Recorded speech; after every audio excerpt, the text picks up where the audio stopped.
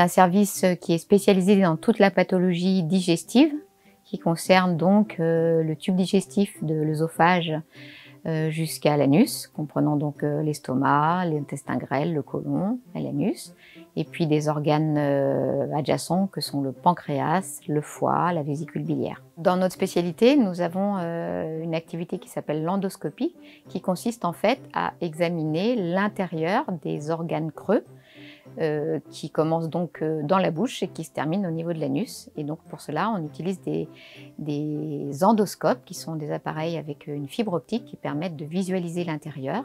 Donc on visualise de l'œsophage, l'estomac jusqu'au début de l'intestin grêle, ça s'appelle la gastroscopie. Et par en bas, on visualise à partir de l'anus la totalité du côlon et la fin de l'iléon. Cela permet de faire un examen de toutes ces régions, et éventuellement de retirer des zones malades ou d'intervenir selon ce que l'on trouve.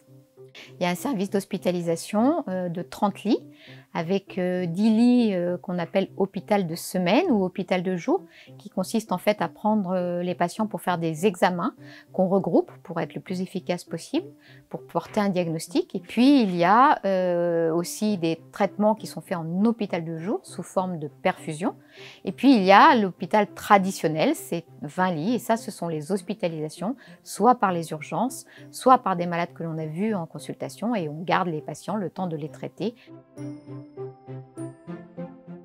Nous avons environ 1500 consultations par an, qui sont des consultations donc spécialisées, par exemple des consultations d'hépatologie pour le foie, des consultations de gastroentérologie plutôt pour le tube digestif, de proctologie pour l'anus.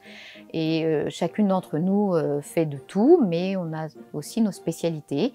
On soigne tout ce qui est hépatite chronique, B, C. Et puis aussi, on voit les malades qui ont des problèmes digestifs, des surveillances de cancer du côlon, des préventions de cancer du côlon, etc. Alors ça peut être des malades qu'on suit depuis des années, parce que les pathologies chroniques, on les connaît depuis 10, 15, moi j'en ai qui ont plus de 20 ans de suivi avec moi. Et puis ça peut être des malades aussi qui sont adressés par le médecin généraliste avec un courrier pour une pathologie aiguë ou une pathologie chronique qu'on va prendre en charge. Ouais.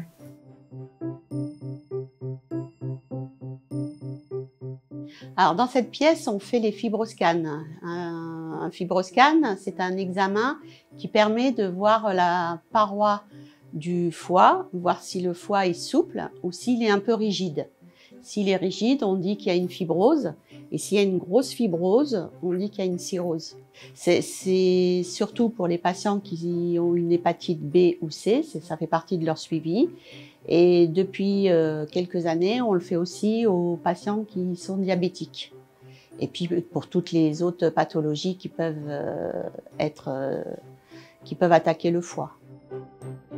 C'est enthousiasmant de pouvoir faire des gestes sur lesquels on peut intervenir, on peut faire quelque chose pour soigner les gens de façon immédiate.